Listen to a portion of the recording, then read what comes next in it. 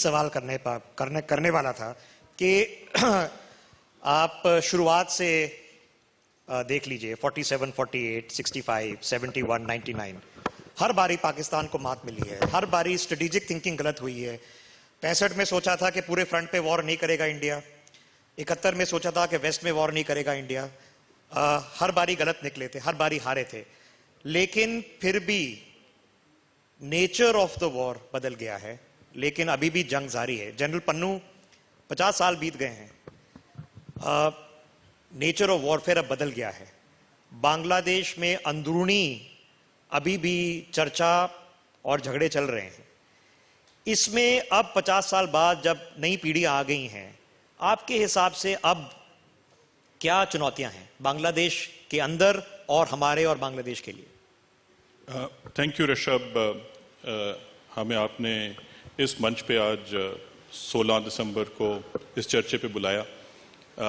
आज का दिन बहुत महत्वपूर्ण है क्योंकि यह विक्ट्री दिवस है इंडिया और बांग्लादेश के लिए, क्योंकि बांग्लादेश तो 1971 वॉर जिसके बारे में हम चर्चा कर रहे हैं वहीं से ही लिबरेशन हुई कंट्री की, और दोनों 50 साल हो गए कंट्रीज, बड़े अच्छे रिलेशंस, उतार चढ़ाव होते रहते हैं लेकिन रिलेशंस इनके अच्छे रहे हैं।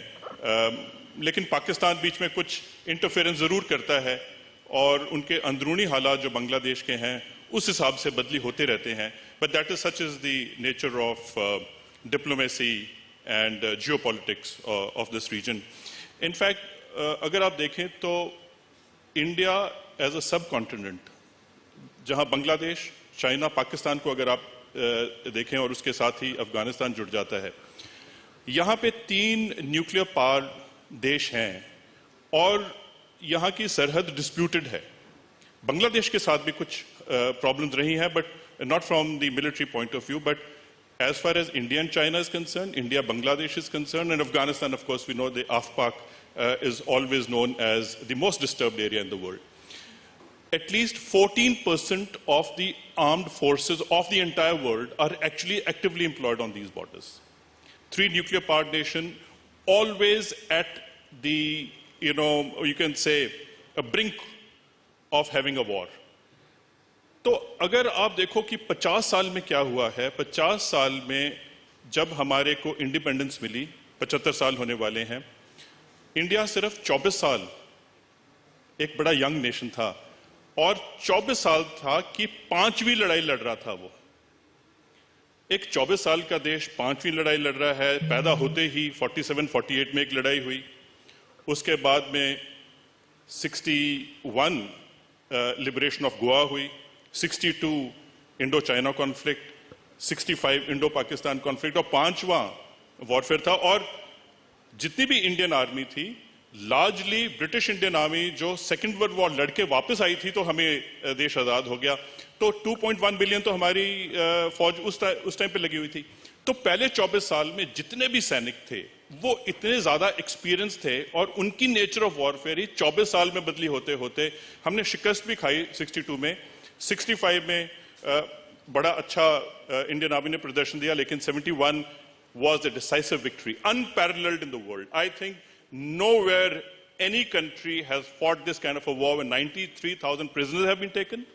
India fought on 2 fronts. Today we keep talking about 2 fronts. Of course it was one nation, but we fought on 2 fronts. So therefore our strategy had to be balanced between the two. How much force levels to be employed in the east and how much to be employed in the west. In fact, Pakistan की strategy उस time पे ये थी, वो बोलते थे कि the defeat of India will not lie in the east, but it will be in the west. So their entire strategy was to attack India from the west so that the pressure is released from the east.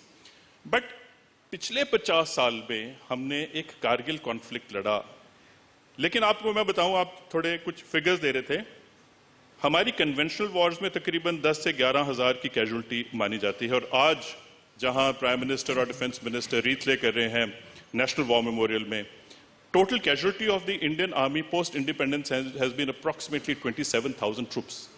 So where have 17,000 troops gone if the conventional wars were not fought? 17,000 troops have also been fighting on the borders and also in proxy war. And therefore, between the conventional wars and between 1971 and now, Indian Army and Air Force and Navy have constantly been engaged in operations. The nature of warfare has undergone a change. Geopolitics has undergone a change. The alliances have undergone a change. पहले तो पूरा western world हमारे बरखिलाफ था 1971 में. आज पता नहीं थोड़ा शिफ्ट हो रहा है, हम क्वाड की बात कर रहे हैं, लेकिन चाइना हमेशा हमारे बरखिलाफ रहा, पाकिस्तान हमेशा हमारे बरखिलाफ रहा. ये दो चीजें बरखिलाफ रही, बाकी जियोपॉलिटिक्स चेंज हो रहा है.